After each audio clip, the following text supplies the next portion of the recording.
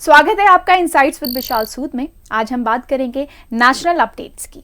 Sir, तकरीबन 7 दशक के बाद जो घोषित की जा चुकी थी एक्सटिंक्ट स्पीसीज चीता, उनकी दोबारा वापसी हुई है भारत में। तो कितना बड़ा तोहफा ये इंडियन वाइल्ड लाइफ के लिए? देखो, ये इंडियन वाइल्ड लाइफ के लिए definitely it's a watershed movement है। बहुत इंपॉर्टेंट चीज़ है कि हम जो हमारी बायोडाइवर्सिटी है, चीतों का बहुत इंपॉर्टेंट रोल है हमारी लाइफ में भी। वो एक बैलेंस बना के रखते हैं, वो हमारे खेतों की प्रोटेक्शन करते हैं। अगर किसी ने भी थोड़ी सी भी बायो पढ़ी है तो हमें सिखाया जाता है बचपन में भी कि शेर अगर is on the top of food chain के टॉप पे है तो उससे वो ऐसे हर्बीवोरस एनिमल्स को कंट्रोल में रखते हैं जो हमारे खेतों पे या जिनके साथ हमारा फूड कंपटीशन है उनको कंट्रोल में रखते हैं, एक बैलेंस बनाते हैं और इकोलॉजी को चेंज करते हैं। एलिफेंट्स का भी यही रोल है। तो मेरे को लगता है कि ये बड़ी अच्छी बात है कि भारत क्लाइमेट के पर्सपेक्टिव में, मैं लास्ट टाइम भी एक बार बात कर रहा था कि जो टारगेट्स हमें 2030 तक अचीव करने थे, हम ऑलरेडी अचीव कर चुके हैं कार्बन एमिशंस में। सेकेंडली, हमारे यहाँ टाइगर्स की संख्या भी बढ़ रही है और अगर चीते आएंगे और अगर वो यहाँ पे समहाउ अडेप्ट कर पाए और प्रॉस्पर कर पाए, मेरे को लगता है कि ये हमारी इकोलॉजी और हमारी ग्रीनरी के लिए ओवरऑल बहुत एक मेजर इम्पैक्ट होगा। सर, इसके अलावा प्रधानमंत्री नरेंद्र मोदी का 72वां जन्मदिन, आज का दिन काफ़ी टाइट शेड्यूल रहा उनके। Back to back 4 important events उन्होंने किए। तो ये जो इस उम्र में भी एनर्जी और एंथुसियाज्म और जील है टुवर्ड्स नेशन बिल्डिंग एक्टिविटीज़, राष्ट्र निर्माण की गतिविधियों में बहुत ही ऊर्जा के साथ वो शामिल होते हैं, इस बारे में आपका क्या कहना है? देखो, उनके ऊपर रिस्पॉन्सिबिलिटी ऐसी है, जब आप इतने इम्पॉर्टेंट रोल में होते हो, एक हर इंसान पहले तो पहुंचता ही कौन है ऐसे रोल पे, जो बंदा मोटिवेटेड होता है, डेडिकेटेड होता है, right. Secondly, he is a disciplined person. वो कितनी देर सोते हैं, कब जागते हैं, योगा करते हैं, किस तरह का खाना खाते हैं, एक बड़ी डिसिप्लिन्ड लाइफ जीते हैं। तो 72 की एज में इस तरह की ऊर्जा, पूरी दुनिया में ट्रैवल करना, इतने इंपॉर्टेंट डिसीजन लेना, आप काइंड ऑफ इमेजिन कि प्रेशर किस तरह का होता है। हमें 2 डिसीजन इकट्ठे लेने पड़ जाए तो हम घबरा जाते हैं। तो मेरे को ये लगता है कि ये भी एक एग्जाम्पल है। कई बार हम लीडर से पूरा नहीं सीख पाते जो सीखना चाहिए। हम उनके एक एस्पेक्ट पे, क्योंकि उनका बर्थडे है तो हम सिर्फ पॉलिटिकल बातें नहीं करेंगे, तो हम उनको सिर्फ एक पॉलिटिकल एंगल से देखते हैं कि weather he is doing the right things, weather he is taking into account what is right for India. पर जो ऐसे टॉप अचीवर्स होते हैं, उनसे आप लाइफ में और बड़ी चीजें, अपार्ट फ्रॉम कि एक हम बात करते हैं कि उनकी ग्रिट, जिस तरह की लाइफ से वो गुजरे, जिस तरह की उन्होंने चैलेंजेस लाइफ में फेस किए और उसके बावजूद coming to the top of prime minister of India, top position in the country, और उस पोजीशन तक पहुंचना और इन ऑल और पिछले और 2 टर्म्स जीतना और ज्यादा बहुमत के साथ जीतना, ये एक उनका एक करिश्मा बताता है। बट अपार्ट फ्रॉम दैट, 72 साल की उम्र में इस तरह की एनर्जी के साथ बात करना, एक जो ऑरा बना के रखना, ये बताता है डिसिप्लिन लाइफ। फोकस सिर्फ एक है, इस देश को नेक्स्ट लेवल पे लेके जाना। और मैं ये मानता हूं कि जो भी टॉप पोजीशन पे हमारे प्राइम मिनिस्टर रहे हैं, दे वर ऑलवेज फोकस्ड, क्योंकि वो पोजीशन की गरिमा ही ऐसी होती है, कोई चाह के भी कोई नेगेटिव चीज नहीं करता है। तो मेरे को लगता है कि ये एक और लेसन है जो हमारा यूथ उनसे ले सकता है। उन्होंने हमें योगा डे दिया, पर हम, क्योंकि उनका टिपिकली जो हम देखते हैं कि एक फिट फिजिक की जो हमारे दिमाग में आजकल इमेज टीवी देख देख के बन गई है, उनकी वो नहीं रही है। पर he is a strong man, right. और आप अलग अलग शेप में स्ट्रॉन्ग और फिट हो सकते हैं अगर आप डिसिप्लिन लाइफ जीते हैं, अगर आप अपनी चीजें कंट्रोल में रखते हैं। तो ये एक उन्होंने चीजें कि वो खिचड़ी खाते हैं, फ्राइड चीजें कम खाते हैं, वेजिटेरियन हैं, ये सारी चीजें, और जो योग रेगुलरली करते हैं, यही चीज उनको और apart from that love for the country, यही चीजें हैं जो आपको हमेशा एक जोश में रखते हैं, एक हायर पर्पस, अपने से ऊपर एक पर्पस, कि it is not just about me. और जिस बंदे के पास पर्पस अपने से बियॉन्ड होता है, बाकी लोगों के लिए होता है, वो हमेशा उसमें ज्यादा ऊर्जा नजर आएगी आपको। सर, अभी हमने प्रधानमंत्री नरेंद्र मोदी की ऊर्जा की बात करी, अब राहुल गांधी जी की ऊर्जा की बात करते हैं। भारत जोड़ो आंदोलन, काफ़ी कंट्रोवर्सीज भी इसके साथ जुड़ी हुई हैं। क्या लगता है कि इस भारत जोड़ो आंदोलन के अंत तक वो as a major opposition party revive कर पाएंगे? देखो, it's a very important question, क्योंकि अभी भी मेजर ओपोजिशन तो कांग्रेस ही है, उन्हीं के सबसे ज़्यादा एमपीज हैं। अगर मैं सेंट्रल लेवल पे देखूं, ये जो भारत जोड़ो यात्रा उन्होंने जो शुरू की है, इसका पर्पस तो यही है कि जो उनके फुट सोल्जर्स हैं, जो कांग्रेस के वर्कर्स हैं, उनको और जो आम पब्लिक है, उन तक जो कांग्रेस की विजन है उसको लेके जाना, कि कांग्रेस की ये विजन है और सब लोगों को उसके साथ जोड़ना। अनफॉर्चुनेटली एक लैक ऑफ प्लानिंग और डिसिप्लिन है। सबसे पहले तो वो ऐसे लोगों से मिल रहे हैं जिन्होंने बड़ी स्ट्रॉन्ग एंटी इंडिया, वो एक पेस्टर से मिले जिन्होंने भारत के बारे में अपमानजनक बातें की, भारत के लोगों के बारे में अपमानजनक बातें की। तो सबसे पहले, और फिर उनकी जो टीमें थी, जो उनके प्रवक्ता थे, वो बोल रहे थे ये गलती से हो गया, उनको पता नहीं था कि वो भी यहाँ पे बैठे होंगे। तो ये एक्सक्यूज नहीं है। जब एक राहुल गांधी के स्ट्रेचर के लीडर अगर मीटिंग्स कर रहे हैं तो उसकी पूरी स्क्रीनिंग होनी चाहिए, क्योंकि अगर हमारे ओपोजिशन लीडर ऐसे लोगों से मिलेंगे और जो इंपॉर्टेंट लीडर्स हैं तो इससे देश की इमेज को धक्का लगता है। सेकेंडली, मेरे को लगता है कि अगर राहुल, देखो देश के लिए एक स्ट्रांग ओपोजिशन होना बहुत जरूरी है, और मैं होप करता हूं चाहे केजरीवाल जी हों चाहे राहुल गांधी जी हों, कोई ना कोई तो स्ट्रांग ओपोजिशन आए, ताकि वो हमारी जो गवर्नमेंट है, मैं उनको, उनके ऊपर एक अच्छा चेक और बैलेंस रहता है। इसीलिए डेमोक्रेसी में स्ट्रांग ऑपोजिशन की जरूरत है, पर they have to start asking the right questions. They fall in trap of BJP. BJP, मेरे को ऐसा कई बार लगता है कि बीजेपी जो उनसे कहलवाना चाहती है वो बेचारे कह देते हैं। तो he has to talk about core issues.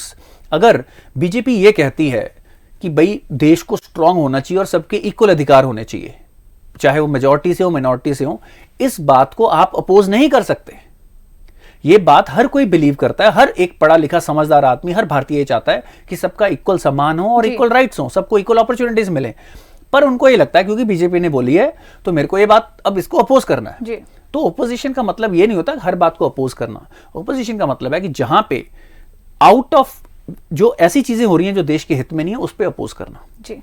तो मेरे को ये लगता है कि राहुल गांधी जी के जो एडवाइजर हैं, they need to understand, Rahul Gandhi ji need to understand कि भाई हमें उन चीजों पे ओपोजिशन करनी है जो देश के हित में नहीं। और ऐसा नहीं है कि सरकार परफेक्टली चलती है, सरकार कई गलतियां करती होगी, तो हमें उन कोर मुद्दों को समझना होगा जो देश के हित में नहीं है और उनके ऊपर फोकस करना पड़ेगा। देश की तरक्की में कंट्रीब्यूट करना होगा। मैं सोच रहा था कि कितनी बार होता है कि जब हम किसी भी सरकार या कोई बजट भी आता है या हम कोई भी सरकार की परफॉर्मेंस एनालाइज कर रहे होते हैं, ओपोजिशन वाले ये बोलते हैं जी 0 मार्क्स, कुछ नहीं किया, राइट, और गवर्नमेंट बोलती है जी हमने तो सब कुछ ही कर दिया।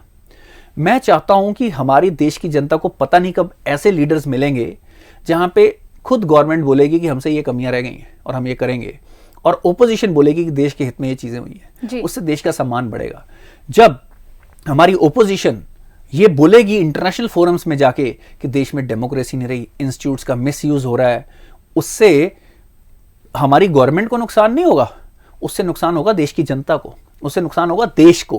क्योंकि जो फॉरेनर्स हैं जो वहां यहाँ पे इन्वेस्ट करना चाहते हैं, जब आपका प्रिंसिपल ओपोजिशन लीडर जाके ये बोल रहा है जी वहां पे तो डेमोक्रेसी नहीं रही, माइनॉरिटीज के साथ अच्छा व्यवहार नहीं किया जा रहा, तो ये चीजें just for the sake of it आप से जो without any evidence, without any proof, just to oppose अगर आप ऐसी चीजें बोलोगे तो आप ये देश की हित में बातें नहीं कर रहे हो, और majority of the country will not like it. कौन ये, हम सब बोलते हैं कि हमारा देश महान है, ऐसा थोड़ा हमारा देश परफेक्ट है। हम जो चीजें अचीव, जो हमारी चीजें कॉन्स्टिट्यूशन में लिखी हैं, क्या हमने वो सब अचीव कर ली है? इक्वालिटी फॉर ऑल, क्या ये कभी होगा? कभी नहीं होगा। क्या हमने basically hygiene, food, safety for all achieve कर लिया? ये कभी नहीं होगा। पर you have to love your country, क्योंकि ये जो ड्रीम्स हैं, जो आइडियल्स हैं, शायद कभी भी अचीव ना हो, पर हम हर रोज उसकी तरफ तो बढ़ रहे हैं। आज हमारा इंफ्रास्ट्रक्चर बेटर हो रहा है, आज अगर फॉरेन एग्रेशन है तो हम उसके अगेंस्ट स्ट्रांगली खड़े हो रहे हैं, हमारी डिफेंस फोर्सेस स्ट्रांग हो रही है, इन केस ऑफ इनोवेशन हम आगे बढ़ रहे हैं, हम क्वालिटी ऑफ एजुकेशन में आगे बढ़ते जा रहे हैं, but they are not perfect, उसके अंदर बहुत कमियां हैं, पर हम उस डायरेक्शन में तो जा रहे हैं। और इसमें कांग्रेस का भी रोल रहा है जी।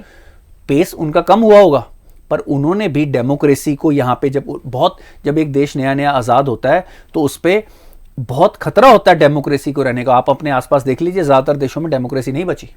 पाकिस्तान को आप डेमोक्रेसी नहीं बोल सकते, सिंगापुर में डेमोक्रेसी नहीं है, चाइना की तो चलो बात ही छोड़ दो। तो पॉइंट ये है कि कांग्रेस ने जो चीजें की हैं उस पर फोकस करें, और जो चीजें होनी चाहिए, हम अभी जो जिस तरह का देश हमारा होना चाहिए उससे बहुत दूर है। सरकार जितना कर सकती थी कर रही है, पर बहुत ज्यादा कर भी सकती थी जी। उन क्वेश्चंस पे फोकस करो, इंफ्रास्ट्रक्चर पे फोकस करो, पॉलिसीज पे, फॉरेन डायरेक्ट इन्वेस्टमेंट पे फोकस करो, बच्चों की एजुकेशन पे फोकस करो। गवर्नमेंट तो चाहती है कि आप उनके बताए हुए मुद्दों पे लड़े रहो, जिसमें आप हमेशा ही कम आओगे। अगर आप लड़ से बात करोगे रिलीजियस चीजों की, राइट, आप उस डिबेट में पढ़ोगे तो आप और कट्टरपंथी को बढ़ाओगे। तो मेरे को ये लगता है कि हमारी ओपोजिशन को नेशन बिल्डिंग, अगर लेट्स से एक सिंपल सा एग्जांपल है, प्राइम मिनिस्टर बोल रहे हैं कि one country, one we should be together, और अगर आप जाके बोल रहे हो we were never one nation, we were union of states, और अब आप भारत जोड़ो यात्रा पे आ गए, मतलब ये ऑपोजिट चीजें ना, कॉन्ट्रडिक्टरी चीजें कर रहे हो। और कौन ये बोलेगा कि आप लोगों को मत जोड़ो? जब आप बात करोगे कि हमारे देश में सब भाषाओं की रिस्पेक्ट होनी चाहिए, और हिंदी ऑफ कोर्स ज्यादातर लोग बोलते हैं, ये सब लोग, गवर्नमेंट बोल रही है कि इससे हम आपस में जुड़ सकते हैं क्योंकि ये कॉमन लैंग्वेज है, पर आप ये बात करोगे नहीं कि इससे तो बाकी भाषाओं का अपमान है, तो वो एक गलत इंटरप्रिटेशन है और ज्यादातर लोग उसको पसंद नहीं करेंगे जी। तो मेरे को ये लगता है कि थोड़ी सी हाई आईक्यू एडवाइजर्स की जरूरत है राहुल गांधी जी को, पर अगर बात इससे कुछ डीप है तो वो मैं नहीं जानता। सर, गौतम अडानी विश्व के दूसरे सबसे अमीर आदमी बने, और मेरा ख्याल ये पहली बार हुआ है कि कोई एशियन टॉप 3 बिलियनर्स में शामिल हुआ है। देखो, ये खुशी की बात है कि ये प्रॉब्लम की बात है? आपका क्या ख्याल है Gurleen? I feel it's a good news. It's a good news. पर हमारी ओपोजिशन और हमारे कई ऐसे लिबरल लोग ये कहते हैं कि भाई ये तो, इसका मतलब ये है कि भारत में अमीर अमीर होता जा रहा है और गरीब गरीब होता जा रहा है। इसका मतलब ये सारी दुनिया अपने देश के टॉप अचीवर्स पे प्राउड फील करती है जी। यही बात मैं अभी भी कर रहा था कि हमारे ओपोजिशन वाले ये बोल रहे हैं कि शायद ये गवर्नमेंट सपोर्ट से बने हैं, और मैं आपको बात बता दूं, दुनिया में जितने भी टॉप बिलियनियर्स बने हैं उनको गवर्नमेंट की अगर सपोर्ट नहीं होगी तो कोई बन ही नहीं सकता, ये फैक्ट है। क्यों? पर इसका मतलब ये नहीं है कि आप अनफेयर एडवांटेजेस दो। आज हमारे भारत को ऐसे 20 कंपनियों की जरूरत है जो मल्टी बिलियनियर और टॉप कंपनीज हो, जो फॉर्च्यून 500 के अंदर हो, क्योंकि R&D सिर्फ गवर्नमेंट कर सकती है या बहुत बड़े प्राइवेट प्लेयर कर सकते हैं। छोटे छोटे small and medium enterprises of course employment के लिए तो जरूरी हैं, वो उसमें ज्यादा बेनिफिट देते हैं, पर लाख इन्वेस्टमेंट पे वहां पे ज्यादा जॉब मिलती है, पर R&D वो नहीं कर पाएंगे कभी भी। तो अगर फ्यूचर में आपको चाइना से compete करना है, आपको यूएसए से compete करना है, तो इनोवेशन तो लानी पड़ेगी। तो इनोवेशन के लिए जो बिलियंस ऑफ डॉलर के फंड्स चाहिए, वो आपको क्या लगता है हमारे पड़ोसी गुप्ता जी करेंगे या अदानी अंबानी जैसी बड़ी कंपनीज करेंगी? तो हमें एक इनोवेशन फोकस देश बनना है, हमारे लोगों की अचीवमेंट पे प्राउड फील करना है, और हर अचीवमेंट को शक में नहीं डालना है। आपको क्या लगता है कि मोदी साहब के प्राइम मिनिस्टर बनने से पहले अदानी जी क्या रेडी लगाते थे? He was a big billionaire businessman जी। एंड और आप देखिए हमारी इकोनॉमी में आज आप ग्लोबली देखिए कि पूरी स्टॉक मार्केट्स में उन्होंने वैल्यू लूज की है, और इंडिया की कंपनीज ने वैल्यू उतनी नहीं लूज की है, और हमारी ग्रोथ रेट देख लीजिए। तो मेरे को ये लगता है कि हमें इसको पॉजिटिवली देखना चाहिए, पर जो लोग बिलियनियर बन रहे हैं उनको भी ये देखना चाहिए, now they give back. They give back not just in charity, but mainly by developing innovations they can afford that. They should commit to innovation. अगर देश को sustainable edge देनी है तो अंदानी, अबानी, टाटास, बिरलास और भी बड़ी बड़ी कंपनियों को they should commit billions of dollars in cutting edge research, in basic sciences, in materials, in semiconductors. तभी हम देश को नेक्स्ट लेवल पे लेके जा सकते हैं। Absolutely, sir.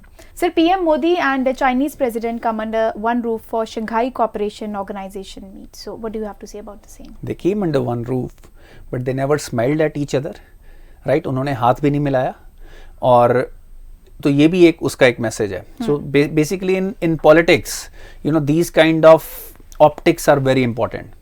So basically पिछले काफी टाइम से ये अटकलें लगाई जा रही थी कि शी जिनपिंग और प्राइम मिनिस्टर मोदी की SCO समिट पे मीट होगी, पर वो नहीं हुई। उसका सिंपल सा रीजन था कि India had a very clear cut demand, D escalate on the border. China ये कह रहा था कि वो बात हम बाद में करते रहेंगे, तब तक ये बाकी चीजें आगे बढ़ाते हैं।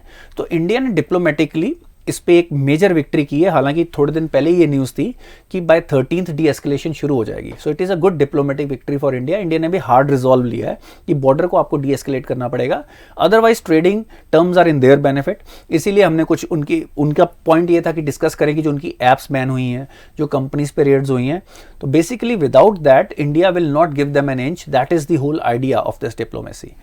बाकी SCO summit was not just about China and India. आप अगर देखें शंघाई कॉर्पोरेशन ऑर्गेनाइजेशन के अंदर रफली दुनिया की 65% पॉपुलेशन आती है with the current member set, और 40% GDP। और जैसे नए नए मेंबर बनते जा रहे हैं, it will be a major group. अब इसका एडवांटेज क्या है? इसके अंदर कॉमन ग्रुप्स बहुत हैं। India is part of this group also, India is part of quad also. तो इससे क्या होता है कि फ्यूचर में कॉन्फ्लिक्ट होने के chances, because there is a common denominator, कम हो जाते हैं और इंडिया का रोल और इंपॉर्टेंट होता जा रहा है। तो मेरे को लगता है कि इस ग्रुप की जो पार्टनर कंट्रीज हैं उसके साथ India should develop stronger relations, defence relations, और वो इंडिया को अपनी इस रीजनल सिक्योरिटी में हेल्प करेगा। India should figure out a way कि एससीओ समिट को कैसे अपने लिए मैक्सिमम लीवरेज करना है। इसके अंदर Modi also had a brief discussion with President Putin. He communicated his basically worries about the conflict that is going on, and Putin has assured him, क्योंकि इस वक्त जो Prime Minister Modi, he is a world statesman. He has been a world statesman. So he is worried because of these conflicts, because of Taiwan conflict. What has happened is whole world has become a dangerous and costlier place. So when the world becomes a costlier place, it benefits the rich. It affects the poor nations. उनकी vaccine supplies महंगी हो जाती हैं, उनकी दवाइयों की supply महंगी हो जाती है, उनके पास खाना महंगा हो जाता है और इसका असर होता है गरीब लोगों पे। तो मेरे को ये लगता है कि इस वक्त prime minister Modi is playing a key role in trying to defuse the situations across the globe. पूरी दुनिया में जो ऐसी खतरनाक सिचुएशंस बनती जा रही हैं उसको डिफ्यूज करने में प्राइम मिनिस्टर मोदी का एक मेजर रोल बन रहा है, और जिससे इंडिया की भी पूरी दुनिया में जो एक सॉफ्ट पावर है वो बढ़ती जा रही है। और as you grow in life, as you grow as a nation, you will face bigger opponents, और इंडिया को उसी हिसाब से अपने इकोनॉमिक और मिलिट्री कैपेबिलिटीज को डेवलप करते रहना होगा। सर, आखिरी सवाल, according to world bank report, world can face recession next year, so what is the need of that? Look, that is, अगर मैं जो डिस्कशन कर रहा था, that is what exactly prime minister Modi is also worry about. आज देखो, global economy सिर्फ India से तो चलेगी नहीं, ना ही चल रही है, right? We are the 5th largest economy right now in all probability, और 5 से 10 सालों में तीसरी सबसे बड़ी इकोनॉमी बन जाएंगे। बट द पॉइंट इज कि इंडिया के अलावा बाकी सारी major countries are in recession. तो शायद वर्ल्ड इकोनॉमी ऑलरेडी, चाहे कुछ टेक्निकल वजह से ना हो, एक रिसेशन की तरफ बढ़ रही है। और यही प्राइम मिनिस्टर मोदी कहना चाह रहे हैं कि जब आप transactional cost, the cost of doing business बढ़ा दोगे बिकॉज ऑफ कॉन्फ्लिक्ट रिस्क, तो क्या होगा? इंश्योरेंस कॉस्ट बढ़ जाएंगे। इंश्योरेंस कॉस्ट से कोई वैल्यू तो नहीं ऐड होती, सिर्फ कुछ बैंकों को पैसे मिलते हैं। ट्रांसपोर्ट कॉस्ट बढ़ जाएंगे because of the risk, energy cost बढ़ जाएंगे, फूड ट्रांसपोर्टेशन कॉस्ट बढ़ जाएंगे। तो अपने आप क्या होगा? इन्फ्लेशन बढ़ेगी जी। अब जब इन्फ्लेशन बढ़ी तो सारे देशों ने क्या किया? मनी सप्लाई को टाइट किया। अब मनी सप्लाई ऐसा तो है नहीं कि टारगेटेड टाइट हो रही है, उन्होंने इंटरेस्ट रेट बढ़ा दिया मनी सप्लाई को टाइट करने के लिए। तो उससे क्या हुआ? जो कंपनियों ने लोन लेके इन्वेस्टमेंट करनी थी उनके लिए लोन महंगे हो गए, तो इन्वेस्टमेंट्स कम हो गई जी। जब इन्वेस्टमेंट कम होंगी तो अपॉर्चुनिटीज, जो लोगों के लिए जॉब अपॉर्चुनिटीज और कम हो गई जी। तो इसका एक स्पाइरल इफेक्ट आता जा रहा है जो पूरी दुनिया की मेजर इकोनॉमीज, इस वक्त आप यूके की बात कर लीजिए, इस बार के जो लास्ट इलेक्शन हुए, cost of living has increase so much कि इस बार वो कह रहे हैं सर्दियों में लोगों के पास अपने घरों को गर्म करने की ऑप्शन नहीं होगी। आप जर्मनी की हालत देख लीजिए, आप यूएसए की सिचुएशन देख लीजिए, आप चाइना की सिचुएशन देख लीजिए, कितने बैंक बंद हो गए, वहां पे तो बैंकों को सिक्योरिटी देनी पड़ गई, टैंक लगाने पड़ गए, कितनी हाउसिंग कंपनीज बिल्कुल बंद हो चुकी हुई हैं। तो इस वक्त प्रॉब्लम ये है कि हमें ये जो रिसेशन है इसके लाइकलीहुड बहुत हाई है। अब इसको मैं अगर इंडिया के कॉन्टेक्स्ट से देखूं, रिसेशन का असर हम पे तो होना ही होना है। ऑलरेडी काफी एजेंसीज ने हमारे भी ग्रोथ रेट डाउनवर्ड उनको एडजस्ट करना शुरू कर दिया है कि जो पहले सोच रहे थे 7.8% होगा, अब सोच रहे हैं 7% होगा, और शायद ये और करेक्शन आए। पर इंडिया को अपने सिस्टम्स को थोड़ा सा एक्सपोर्ट ओरिएंटेड बनाना पड़ेगा। इंटरनल मार्केट फॉर्चुनेटली इंडिया की बहुत स्ट्रांग है। अगर हम इंपोर्ट सब्स्टिट्यूशन कर लें और इंडिया के अंदर ही चीजों को मैन्युफैक्चर करके कंज्यूम करें, तो मेरे को लगता है कि इस रिसेशन को हम बाकी देशों से बेटर सिचुएशन में झेलने में, इंडिया का एक ही बड़ा रिस्क है, वो है एनर्जी जी। तो एनर्जी है एक जो मेजर फैक्टर, क्योंकि पर वो मेरे को लगता है रिसेशन में इंडिया को फायदा दे दे। जब रिसेशन होता है तो एनर्जी की डिमांड कम होती है, तो एनर्जी के प्राइस कम आते हैं, वो शायद इंडिया को उल्टा फायदा दे दे। सो देश के सही हकीकी मुद्दों की सही विश्लेषण के लिए जुड़े रहिए हमारे चैनल के साथ, देखते रहिए Himachal today, and do not forget to subscribe to our channel and download our app. धन्यवाद।